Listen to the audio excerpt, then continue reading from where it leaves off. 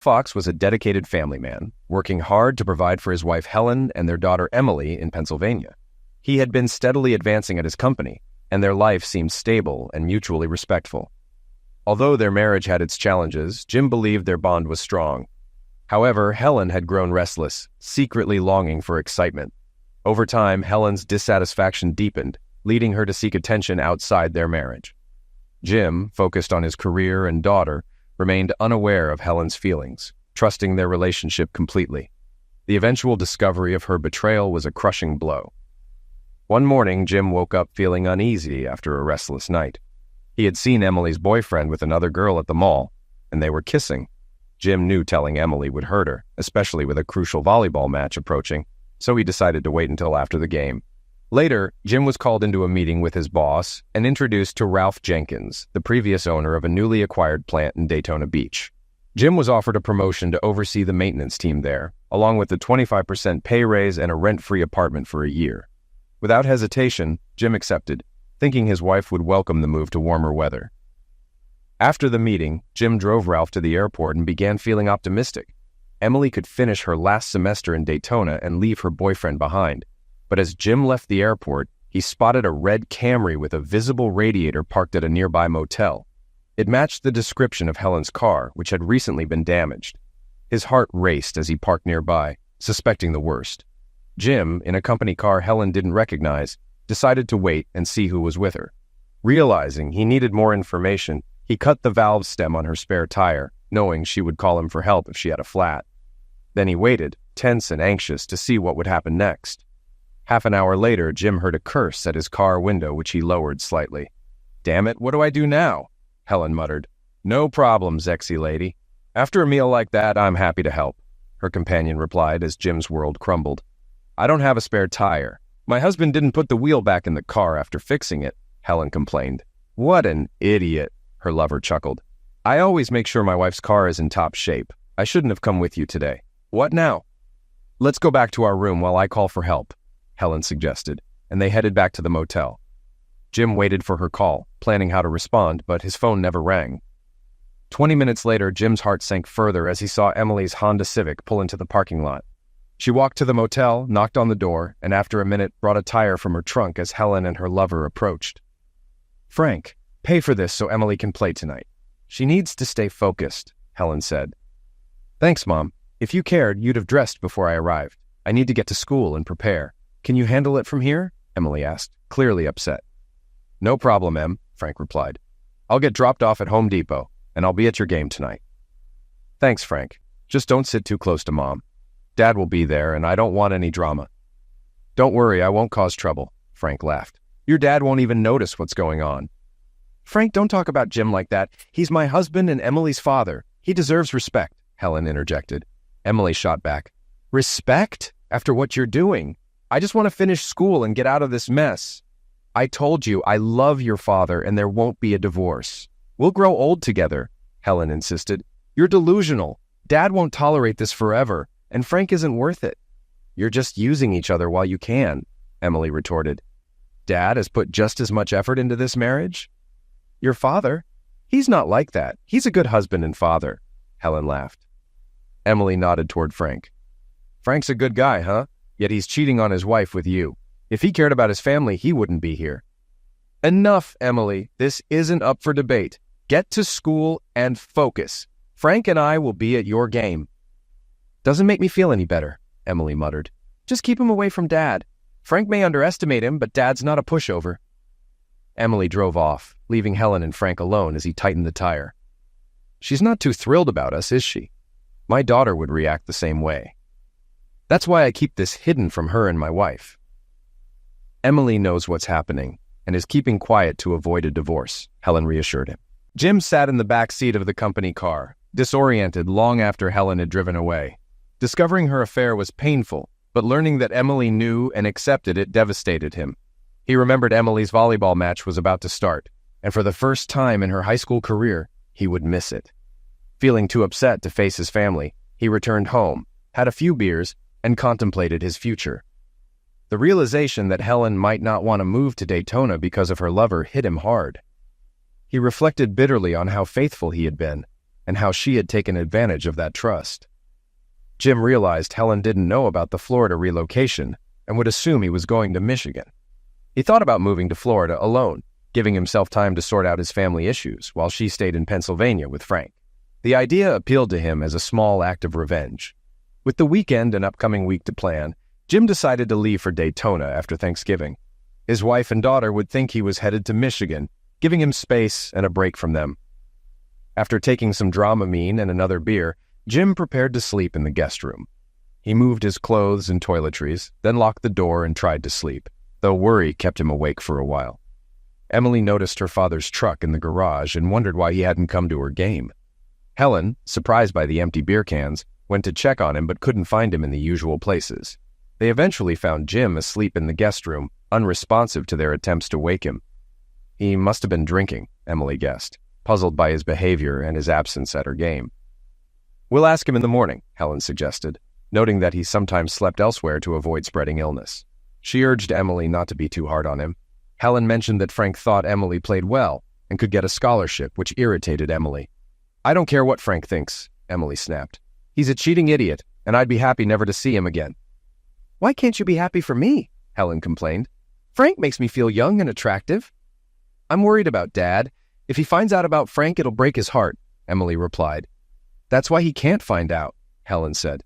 "I give your father all the love he needs. Frank just gives me something extra." "Keep telling yourself that, Mom," Emily said. "But if you keep this up, Dad will find out, even if it's not from me." "He won't suspect anything if you don't tell him," Helen insisted. "Your father completely trusts me." At 5 a.m., Jim woke up, quietly dressed, and left the house. After finishing breakfast at IHOP, his phone rang. "Jim, are you okay?" Helen asked, worried. "You missed Emily's match last night, and this isn't like you." "I just decided to be unpredictable," Jim replied before hanging up and turning off his phone. Jim spent the morning packing his tools and belongings into his truck, preparing for his move. As the day went on, he became more confident about his decision to start fresh in Florida. He knew he had to keep his plans secret until after Thanksgiving, so Helen and Emily would think he was heading to a colder location. Late in the afternoon, Jim returned home. Helen angrily confronted him for missing Emily's match and acting out of character. 2 days ago, he might have felt guilty, but now her anger meant nothing to him. He simply nodded and left the house, heading to a sports pub for dinner. To his surprise, Jim found he could still enjoy himself. After a few drinks and some sports talk with the other patrons, he returned home around 11 p.m. Helen and Emily were watching a movie. Helen sarcastically remarked on his absence and demanded an apology. "Okay," Jim muttered, grabbing his clothes for the next day and moving to the guest room. As Jim left, Emily noticed, "He doesn't seem to care that you're upset. It's like he enjoys sleeping in the guest room." "You don't know your father," Helen grinned. "He won't last 2 nights before coming back to my bed." "Maybe," Emily replied skeptically, "but I hope he doesn't find out about Frank." "Stop mentioning his name," Helen insisted. "I want to keep this a secret." Emily retorted, "If he's not ready for his wife, maybe you should be the one to raise him." Helen was taken aback by her daughter's bluntness. Emily had agreed to keep Frank a secret to avoid her parents' divorce, but her disrespect was growing. Helen struggled to balance being a good mother and lover, knowing her daughter was aware of her affair. Helen also wondered what had changed in Jim over the past 2 days. He was acting differently, and she wasn't going to tolerate it. But she was confident he'd come around. The Zex they had was too good for him to stay away for long. Jim woke early again on Sunday, had breakfast at IHOP, and took a long walk in the park, enjoying the cool November morning. He appreciated the fresh air, knowing he wouldn't have to deal with the cold once he moved to Florida. He returned home before noon with a six-pack, turned on the TV, and settled in to watch the Eagles game. Helen ignored him for an hour before angrily leaving the house. Helen returned home around 6:30, and by 7 o'clock, the second batch was finished. When Jim noticed there was no dinner, he turned off the TV and left. He ended up at a local sports pub, enjoying ribs and football. The Eagles had beaten the Giants, and Jim was in a good mood, looking forward to Thanksgiving Day when they'd play the Cowboys. "Dad's been acting strange lately, don't you think?" Emily asked her mother. "He usually watches the game on Sundays. Did you two fight?" "We barely spoke," Helen replied. "I told him he needed to apologize for missing your match and drinking too much before he could sleep in my bed again. I also told him I wouldn't cook for him until his attitude changed. He'll miss my cooking and love, and he'll apologize soon." When Jim got home, the football game had become one-sided, so he left the bar early. He walked past Helen and Emily and went straight to the guest room. Helen felt a tension she hadn't expected. Over the next 3 days, Jim stayed silent, showing no intention of apologizing. His defiance unsettled her. On Tuesday, Helen met Frank at the motel and had another flat tire, making her suspect the flats weren't a coincidence. She decided not to return to the motel again. Fortunately, she had the spare tire fixed on Monday, and Frank replaced it. Meanwhile, Jim spent Monday packing his belongings, preparing for his move. He carefully arranged his clothes to make it look like he hadn't packed much, wondering if Helen would notice he didn't take any cold weather gear. On Monday and Tuesday afternoons, Jim waited at Home Depot for his wife to leave work. On Monday, she went grocery shopping afterwards, so Jim parked at his new favorite bar for dinner and Monday night football. "Is Dad coming home today?" Emily asked her mother. "Who knows?" Helen sighed. "He's not talking to me and is still sleeping in the guest room. I don't know what's gotten into him." "Could he have found out what's going on?" Emily asked. "You told him he couldn't sleep with you and wouldn't cook for him, so why would he come home? Maybe you should forgive him and cook him a nice meal." "Tomorrow night I can't. I'm meeting Frank. You'll have to eat leftovers. I'll be home later." "You're prioritizing Frank over Dad," Emily pointed out. "Frank's winning this game." "At least Frank treats me with respect and doesn't get drunk or hang up on me," Helen retorted. "Does he take out the trash, mow the lawn, paint the house, or pay our bills?" Emily asked pointedly. "Of course not," Helen snapped. "Frank just gets into bed with you," Emily responded. "Dad does all the hard work, and you think Frank's the best because he flatters you. You expect so much from Dad, but give what he deserves to Frank. That's not fair." Helen, angered, said, "I'm your mother. Show some respect." "And Dad expects your respect and loyalty, but he's not getting it," Emily argued. "Respect has to be earned, not demanded." That evening, Emily stopped Jim as he walked through the living room. "Our district championship game is tomorrow at 4. Can you make it?" "I'll check my schedule," Jim replied vaguely before heading upstairs. "I think he's mad at me too," Emily said. "I haven't done anything, but he doesn't seem to care. He's in a weird mood." Helen tried to comfort her. "He's upset about something but doesn't know how to express it. He'll come to your game tomorrow. Look, his truck is in the garage." The next evening, when Jim didn't show up at her match, Emily was in tears. "He didn't want to come. Why is he mad at me?" "That's a good question," Helen said sadly. "Let's find out what's going on." Helen returned home around 6:30, and by 7 o'clock, another empty six-pack was on the counter, with no sign of Jim. "It's only 8 o'clock, Helen said, worried. "He can't already be in bed." Once again, they found Jim in a deep sleep in the guest room, unable to wake him. Frustrated, they retreated to the living room. "Tomorrow's Thanksgiving. Will you let Dad eat with us?" Emily asked. "Of course," Helen replied. "His parents and mine will be here. This is his home, and I won't keep him away. Hopefully he'll be in a better mood by then. I invited everyone for 4. "Who did you invite, Mom? Please tell me it's not Frank." "Frank and his wife are coming. I think he and Jim will get along. They both like football and hunting," Helen reasoned. "But one of the things they share is you," Emily pointed out. "This is a terrible idea. I just think they'll get along. Jim needs more friends," Helen insisted. "You're out of your mind. This won't end well," Emily argued. "We'll see," Helen replied confidently. Jim woke early on Thanksgiving and went to a small cafe for breakfast. He returned home around 9 a.m., greeted by the smells of turkey and pie. "Dinner's at noon," Helen announced. "Our folks will be here soon. Want something to drink?" Jim shook his head, sat in the living room, and turned on the TV, uninterested in Helen's attempts at peace. He greeted her parents politely when they arrived, as well as his own parents a few minutes later. During dinner, Jim made an announcement. "I'm being transferred to another plant. I leave tomorrow, and it could last until spring or longer." Helen was shocked. Why hadn't he mentioned this before? She knew she wouldn't want to move to Michigan, and this might explain his recent behavior. "This is surprising," Helen's mother commented. "Helen didn't mention it. Will she join you?"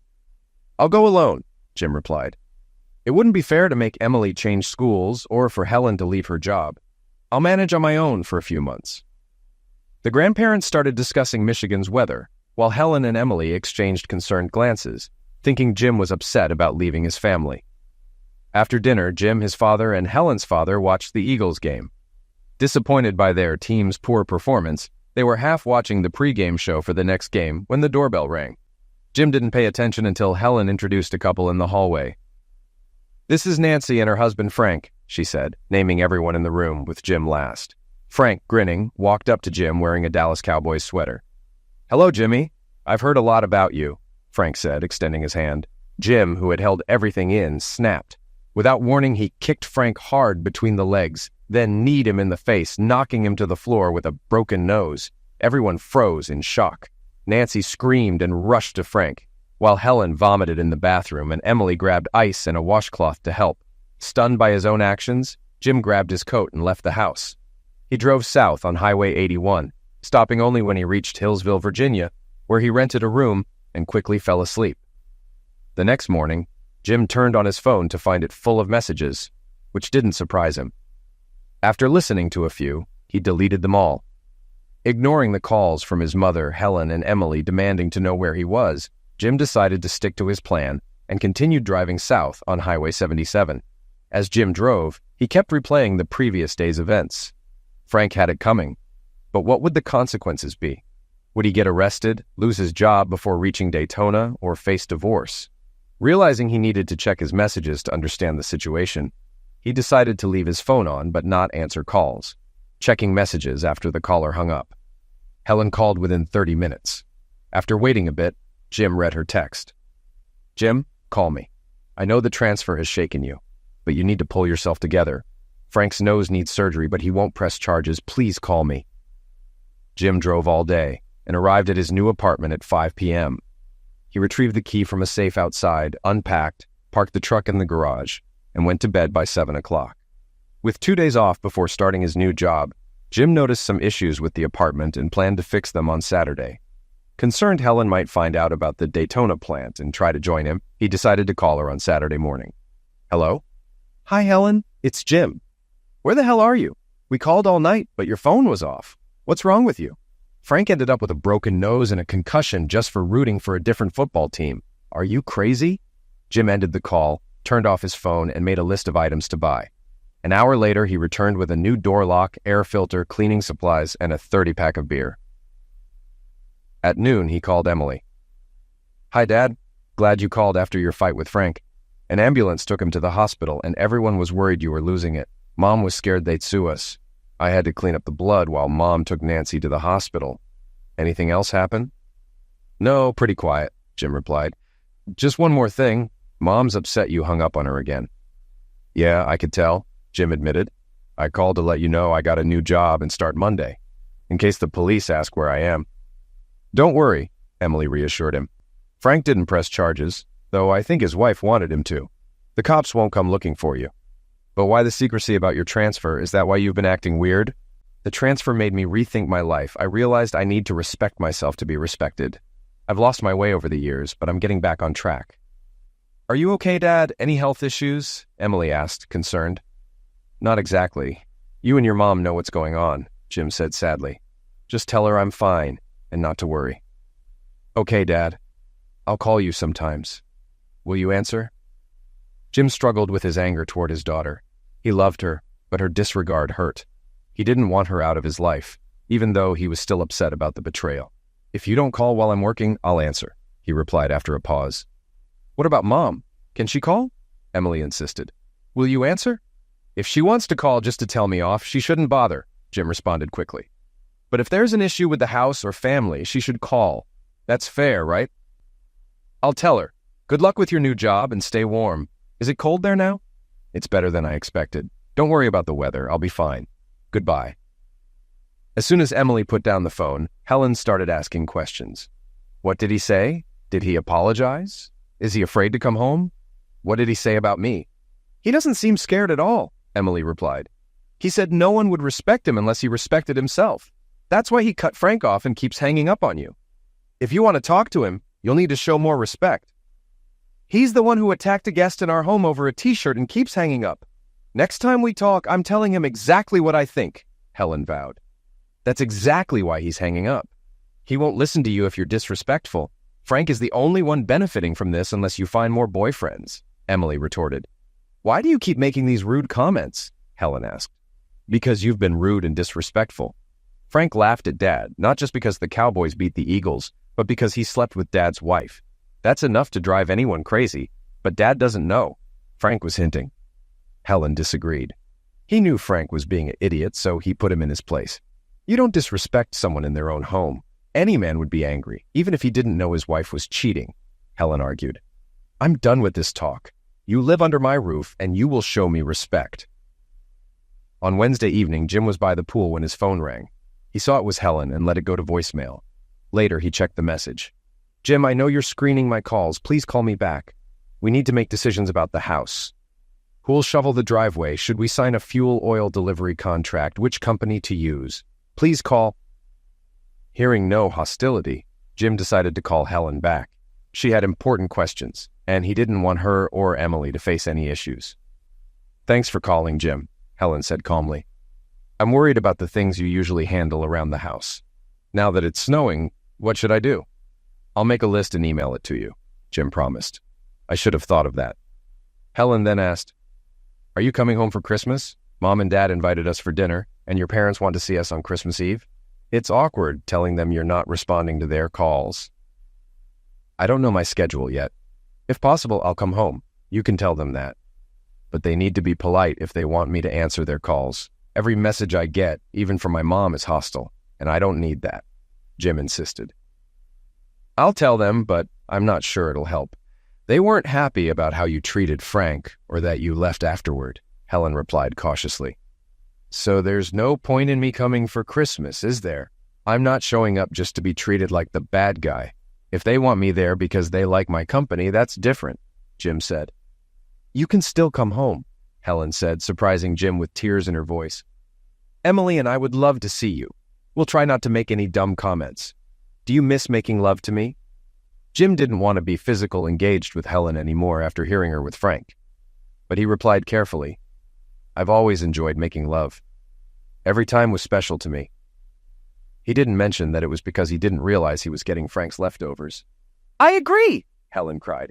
You're the best lover in the world, and I miss you. Please come home for Christmas. Let's see if you can join us for the week. I'll check. They don't usually give time off on short notice, especially that week, but I'll let you know, Jim promised. I'll also email you the list of things to handle for winter. Helen smiled after hanging up. Is he really the world's best lover? Emily asked. Frank might not like hearing that. He thinks he's number one. I've told you to be careful when talking about Frank. Your father is actually better than Frank, so that wasn't a lie. Frank is more fun, but not better. When Frank hears that, he'll be pleased. His wife thinks he's better than her other boyfriends. What husband wouldn't be proud of that? Emily noticed her mother leaving the room in tears. Jim enjoyed his new life, swimming daily, getting more tanned, and feeling comfortable. He was confident in his ability to manage the plant's equipment. What surprised him was the number of single women, widows, and divorcees in his condo, all of whom seemed to enjoy his company. Once they learned he could fix things, he was constantly in demand. This didn't bother him, as the women often thanked him with baked goods, meals, or leaving wine or beer at his door. A few days before Christmas, Helen urged Jim to come home for the holidays. After fixing a closet door for Mrs. Struthers, he turned around to find her unclothed. Jim, I don't have much money, but I have needs. Will you make love to me? She asked. Jim hesitated. He had never cheated on his wife and had only ever been with her. Susan was attractive, but he needed to figure out his marriage first. I need to sort out my marriage. After Christmas, I'll know more. I've never cheated, but that might change soon. I'll let you know. I understand, Susan said, covering herself. If you end things with your wife, you'll have plenty of women here ready to console you. Jim called Helen to say he'd try to be home for Christmas Eve. He was surprised by how happy she sounded. Knowing he missed both Helen and Emily, he decided to head north. He planned to drive halfway on the first day, shop on the second, and arrive home before Christmas Eve. When Jim reached his street at 9 a.m., he saw several cars parked in his driveway, recognizing a few. Helen was hosting her usual holiday gathering for her Home Depot friends. As he approached the door, he saw Frank in the kitchen. Anger flared, but Jim didn't want to ruin the holiday mood. He decided to enter through the basement and wait until Frank left. After dozing on an old sofa, Jim woke up 2 hours later. Hearing nothing from upstairs, he peeked outside and saw only one car left. Curious, he went to the front door and saw Helen and Frank in the kitchen. Frank kissed her and touched her bosom, reigniting Jim's anger. He resisted the urge to attack. knowing he couldn't get away with it again. Instead, he planned to sneak upstairs, take pictures, and then leave for Florida. Jim entered the house, climbed the stairs quietly, and hid in the guest room. He turned off the lights and waited. Helen eventually went to the master bedroom, and Jim heard the shower turn on. He guessed she was preparing for Frank. Jim turned off the hallway light and waited in the darkness, knowing Frank would be visible in the dim light from the street. When Frank was almost at the top of the stairs, Jim kicked him in the jaw, sending him tumbling down like a bobsledder. Frank landed at the bottom, motionless.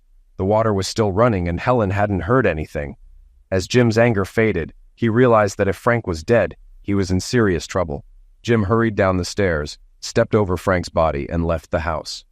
2 hours later, he was already 100 miles away and decided to keep driving before stopping at a cheap motel just before dawn, paying in cash.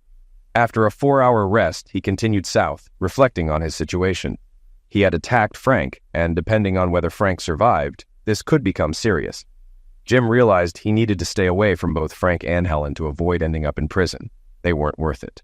Despite everything, Jim admitted to himself that being without Helen made him feel lonely.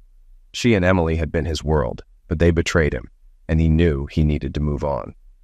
Around noon, his phone rang, but seeing it was his parents' number, he let it go to voicemail. He wasn't ready to explain why he missed Christmas Eve dinner or why he attacked Frank again. Half an hour later, Jim gathered the courage to listen to the message. "Jim, it's your father. Call us when you get this. Something serious happened at your house, but Helen and Emily are fine." Jim called back immediately. "What happened?" he asked when his father answered. "Son, it's Frank. He was at your house again last night. He fell down the stairs and was seriously injured. Broken jaw, arm, ribs, and another concussion. His wife found out he was with Helen and got there before the ambulance did. She was furious, tried to attack Helen, and even tried to throw Frank off the gurney. It was a mess." Jim's father continued. "After Thanksgiving, we thought you overreacted, but now we see why you did what you did. Your mother and I are proud of you. You showed more restraint than I would have." "Thanks, Dad," Jim replied, relieved. "How's Emily? Was she home during all this?" "That's another issue," his father said. "Emily had a serious talk with us this morning. She spent the night at a friend's, but she admitted she knew Helen was cheating. She wanted to keep the family together until she finished school, then planned to tell you. We're disappointed, but we all hugged it out." "Thanks for helping Emily through this," Jim said. "Son, where are you really? I know you said you were transferred, but it seems drastic to move to Michigan in December." "The company transferred me to Daytona Beach. I got a promotion, a big raise, and a small apartment. I'm the maintenance supervisor now," Jim explained. "That's great. Would you mind if your mom and I visit in February? We'll be sick of winter by then." "Anytime, Dad. Just don't tell Helen where I am. I don't want to deal with her now." "Understood, Jim. But you should talk to Emily. She's pretty down about all this. She thinks you knew about the affair because you've been so cold to them. Did you know she knew?" "I need to go, Dad. We'll talk more later. Thanks for your support." "Love you both," Jim said, ending the call. Jim returned to his apartment at dusk on Christmas Eve, feeling depressed about spending his first Christmas alone. He turned on the TV, opened a beer, and sat on the couch to zone out. As he was deep in thought, the doorbell rang. "I saw your light and came to wish you a Merry Christmas," Susan Struthers said. "It's not good to be alone on Christmas. Your return tells me you haven't made peace with your wife." "That's a fair guess," Jim agreed. "Her boyfriend was going to sleep in my bed. I hate crowds unless it's a couple of women." "What about just one woman?" Susan asked, stepping closer. "I might make you move a bit, but I don't think you'll mind." Jim thought about Susan's offer before accepting. "I'd really like that. I should warn you, though. I haven't had sex in a long time, so I might not be very good. Otherwise, my wife wouldn't have looked elsewhere." "I doubt you're the problem," Susan replied. "A man as kind and thoughtful as you is bound to be great in bed. Do you have rubbers?" "No, I haven't used them in 20 years, Jim admitted, realizing he had a lot to learn about dating. "Your partners will appreciate it if you do. It's a smart, responsible choice," Susan assured him. Jim had a memorable Christmas Eve, and his anger toward Helen and Emily started to fade, replaced by happy memories that boosted his self-esteem. Though the pain from their betrayal lingered, he began to move on. Susan helped him see that life was still worth living. Susan left early Christmas morning to avoid gossip, but they agreed to meet at the pool later. That evening, they shared a home-cooked meal and more closeness. Jim returned to his apartment by 9 p.m. aware that others might have noticed his visits to Susan's place. A few minutes after he got home, his phone rang. "Dad, you didn't come home for Christmas. I don't blame you. Mom's a mess, and I feel awful too. I'm sorry for what we did. I knew it was wrong, but wanted you two to stay together until I finished school." "It's in the past," Jim said, "but I won't lie. You both hurt me deeply. I never knew your mom was so unhappy, and I didn't expect you to help her hide it. I'm trying to get through this, but it's tough." "The strange thing is, Mom's not unhappy with you. She says you're a good husband, father, and lover. She just wanted to try something different and regrets it now. Did you know about her and Frank on Thanksgiving?" "Yes, and I should have handled it better, but Frank pushed me too far with his disrespect." "I get it. I saw Frank's grin and knew he was gloating. Mom said it was about the Cowboys shirt, but I knew better. Did you miss my last 2 matches because you were upset with me?" "Yes, I'm sorry, but when Frank said he'd be there, I knew I couldn't go without causing a scene." "Did you hear Frank that day when I brought the spare tire? You cut the valve stem, didn't you? You wanted Mom to call you for help, but instead, I got involved." "I'm really sorry, Dad. I was selfish and stupid, and now I'm paying for it." "Don't blame yourself. I should have confronted your mother right then, but I was too angry. I might have done something I'd regret." "I doubt it, Dad. You're not the type to hurt Mom. But Frank's a different story. Grandpa told me Frank fell down our stairs last night. He's pretty banged up, but will recover. By the way, I found the laptop you left me for Thanksgiving in the basement. Thank you so much. I'll use it a lot, especially for college next year." "I'm glad you liked it," Jim said, realizing he'd forgotten about the gifts he left. "Did you find the one for your mother?" She cried when she saw the pearls. It made her feel even worse about how she treated you. "It's funny. I didn't see the gifts until a few days before Christmas when I was looking for new tree lights. Thank you for being such a good father. I'm starting to appreciate you more." "Don't be upset. When I was your age, I thought my parents were clueless, but they got a lot smarter over the years," Jim chuckled. "I just want you to be happy and live a good life. Don't worry about me." "I love you, Dad. Maybe I'll visit you this winter." "I didn't tell the whole truth about my transfer. The company moved me to Daytona Beach. I've got a small place here, and you're welcome to visit anytime. There's a pool outside, and the ocean's just a couple of blocks away." "Are you kidding? If Mom and I knew that, we would have gone with you. But I get it. We didn't deserve to be with you after all we did. I don't blame you for not telling us. We lied to you, so you had the right to keep something from us. This will really hit Mom hard. You don't have to tell her, but it's not a secret anymore. I'll email her my address so we can sort out the divorce without me having to go back." "I was afraid to ask. Are you divorcing Mom? I get it, and I don't blame you. I warned her about Frank, but she thought you'd never find out. I wish things had turned out differently. Good night, Dad. I'll try to visit." "Great. Good night, and Merry Christmas." Emily had just put her phone away when her mother entered the room. "Did I hear right that your father isn't in Michigan? Where is he, and why did he lie to us?"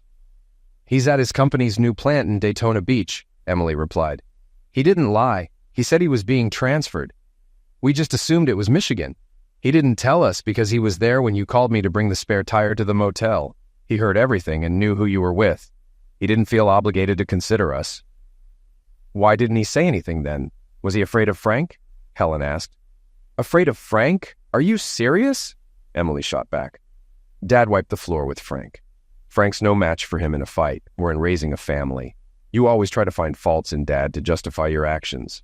You'd better not treat your next husband the way you treated Dad." "Next husband? What did your father tell you?" Helen asked, alarmed. "He's done with your lies and deception. He's considering divorce, just like I warned you he would. I don't want a divorce. I don't even like Frank. None of this would have happened if he hadn't fallen down the stairs," Helen whined. "Didn't you listen? You were doomed the day I brought you the spare tire at the motel. Dad was there, saw everything, and knew how much we disrespected him. He knows you lied, cheated, and by Thanksgiving, you were already a divorced woman in his eyes. Frank isn't to blame. You are. Maybe now that Frank's wife is divorcing him, you two can be together," Emily suggested. "I don't want Frank. I want Jim back," Helen sobbed. The next day was even worse for Helen. Emily called her father to explain the latest issue. "Mom got a letter from the health department. Frank has an STD, and now Mom has to get tested and inform everyone she's been with. You're on her list, and you'll get a letter soon." "Wow, I should have seen this coming. I'll make an appointment today. Thanks for telling me right away. I appreciate you looking out for me. I was lost for a while, but I'm back on track." Take care, Dad. Jim immediately arranged for a checkup and was relieved that Susan had been careful enough to prevent the spread of anything Helen might have passed on. On his way home, he bought a variety of rubbers and filled a bowl with them, placing it on his bedside table. He vowed never to risk spreading a preventable disease. As time passed, Jim got his test results and was pleased to learn he was healthy. His free time was filled with requests from the women in his condo to help with various tasks. He became more popular, and one evening Susan admitted she had mentioned his skills to a couple of women.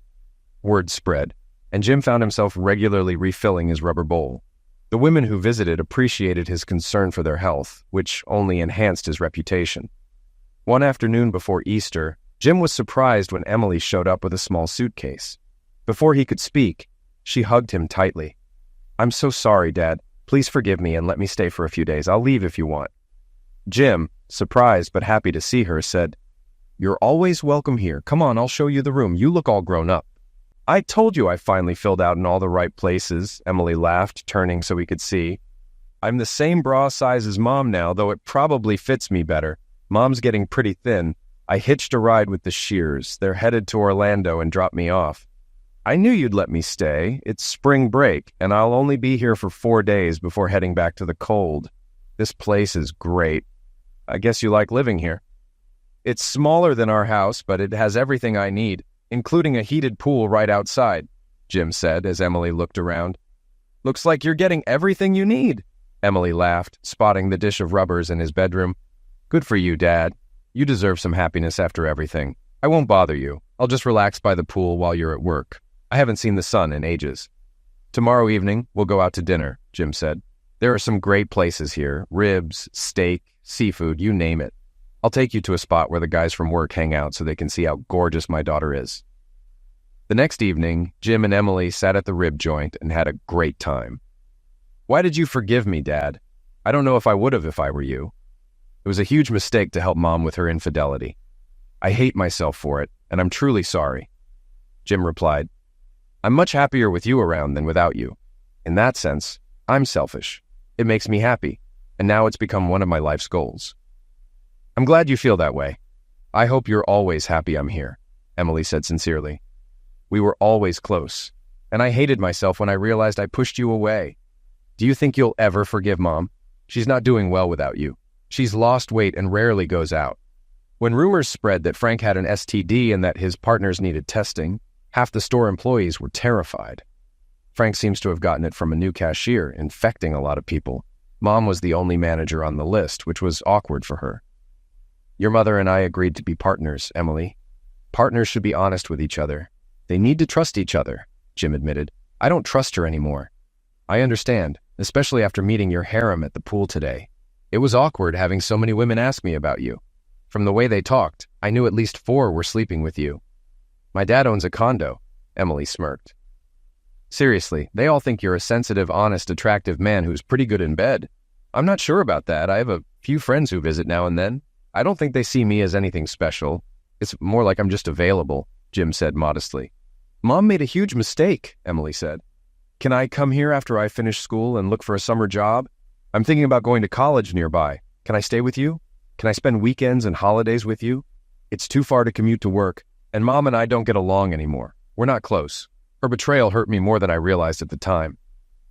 Jim eagerly agreed to Emily's request. He felt much happier spending time with his only child. He enjoyed watching her grow into a woman. They spoke several times a week after she returned from spring break. She insisted he not attend her graduation, but he promised to go to Florida the next day. On Sunday afternoon, Jim opened the door to greet Emily. When he saw Helen, he was stunned, unable to think or move for what felt like minutes, though it was only 10 or 15 seconds. He regained some composure. Come on in, Helen. Can I get you a drink? Jim asked automatically, trying to figure out why she was at his door. Thanks, Jim. That would be great, Helen said. Jim followed them into the kitchen, poured them some iced tea, and sat down as Helen took her seat on the other side of the table. I came to pick up Emily. She told me she's living here with you. I've changed jobs and moved to Dayton. We need to figure out what to do with the house, Helen explained. You never filed for divorce and we haven't spoken, so I'm not sure what you want to do. What made you decide to move here? Jim asked, surprised. So what do you think will happen? Helen joked. I think I'll stop freezing every winter. With Emily in college in Florida, I have nothing to do there but gossip. I'm not sure what Emily told you, but your parents don't talk to me and mine aren't any better. I've let down a lot of people, including myself, but mostly you, Helen admitted. I can't ask for forgiveness because my actions were unforgivable. I'm looking for a fresh start where people won't mock me for having a pop. By the way, I'm glad I didn't pass it on to you. I think you'd stopped having sex with me by the time Frank gave me that gift. I'm responsible for what happened to us. I tried to blame you. Then there was Frank, the girl who infected him, even the man who wrote the letter. Frank went down. I realized it was all on me. I ruined my life and tried to ruin yours. If you hadn't found out, you would have appreciated Frank's little gift for me. I've come to regret what I did. I'm not sure how I thought it was normal at the time, like I was entitled to a fling. I even dragged Emily into this, and I'll never forgive myself for that. I nearly destroyed her relationship with her father because I was a selfish brat. I kept telling myself Frank was an idiot and this would end badly, Helen admitted, but I didn't listen. I'm so glad you welcomed her back into your life. Your love and approval mean the world to her. It meant a lot to me before I lost my way. Now that I don't have it, I'd do anything to get it back. I think we should make a list of things to sell and split the money. I assumed you had already filed for divorce. Isn't Frank single now? Jim asked pointedly. That's what I've heard. But if you mean do I care about that idiot, then no, I don't. I'm a fool, but not so much that I'd get Frank to divorce me, Helen replied. I thought you had already divorced me.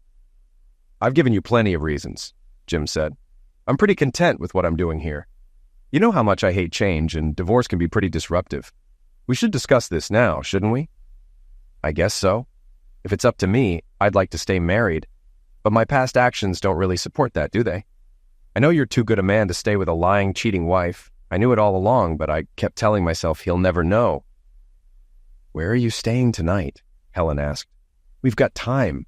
We can talk about selling the house and everything else in the next week or two. I'm going to find a motel when I leave here. I noticed one near Highway 95. It's pretty close to Home Depot, Helen said, mentioning that she would start working there in a week. Emily went grocery shopping to give us some time to talk, but she'll be back soon, and I need to go. Emily's room has 2 single beds, Jim suggested. You could stay there if she doesn't mind. Won't that make you uncomfortable? I know I'm not her favorite person right now, and I deserve that. I'll be fine. If Emily doesn't mind, we'll ask her when she gets back, Jim replied. Emily didn't mind sharing a room with her mother for a while. Over the next few days, the 3 of them started falling back into the routines they had shared for years. Jim stayed away from the pool and the other women while Helen was living with him. He didn't want to hurt her. A few women came to the pool and asked, "When are you leaving?" Helen began one evening after Emily had gone to a concert. They always talk about your big bowl of rubbers and which ones they like best. It's actually pretty funny when you think about it. They stopped just short of telling me I ruined their Zek's lives. Have you really pleased 4 women, Jim? I'm impressed. Too bad I didn't make an impression on you before I met Frank, Helen added. Jim lost his temper. I'm not going to apologize for making these women happy. None of them are married, and they know I'm not looking for commitments. I try to give them as much pleasure as I can, and they enjoy it. How about some fun with me? Helen asked. No strings attached. I feel like I owe you for taking such good care of me after what I did to you. Jim insisted he wasn't the same guy she remembered. I'm more demanding and assertive now. I tell these women what I want, and they seem to like it. I never let them stay more than one night. So stay with me for one night. I can handle whatever you want to do. It will make me feel better about what I did, and I'll do my best to make you feel even better, Helen promised. Jim thought about her words for a few minutes before making a decision. 10 minutes later, they were unclothed on his bed. My God, Helen gasped, trying to catch her breath. That was amazing. You've learned some new tricks. Thanks, Jim. Helen was moving her clothes from Jim's room to Emily's when she heard Emily's voice. You two are loud enough. I'm glad you're done so I can get some sleep. Helen stayed with Emily and Jim during the summer. She slept on Emily's second bed and visited Jim often. She frequently told Jim he was the only man she'd ever be with. Jim just nodded in agreement. After the first night, Jim noticed Helen often counting the rubbers in the bowl. He realized she was trying to give him everything she had, keeping him from being with the other women in the building. Helen didn't like that her shift ended at 10 p.m. and Jim came home at 5. At least twice a week she would come home to find fresh sheets on his bed and a couple of rubbers missing, since she had to leave for work at 2 p.m. She spent most of her mornings by the pool. The other women weren't mean to her. It was clear they all knew her marriage was on the brink and that she had caused the damage by cheating. Helen knew that when one of the women made a comment or asked a question, it was a hint. "Helen, did you pick out the new blue bedding for Jim's room?" Susan Struthers asked one morning. "It goes nicely with the curtains and carpet, doesn't it?" "Yes, Monica Barron, it's a lovely masculine color, and Jim is a very masculine man," Helen replied. "Jim, you don't want these women in your bed," Helen complained that night. "I'll give you as much Zex as you want. Aren't I enough for you?" "Exactly," Jim replied. "I won't see any of these women again." "Then why are there 2 rubbers missing from the bowl today? How does everyone know the color of your bedding?" Helen asked. "I honestly have no idea," Jim said with a smile.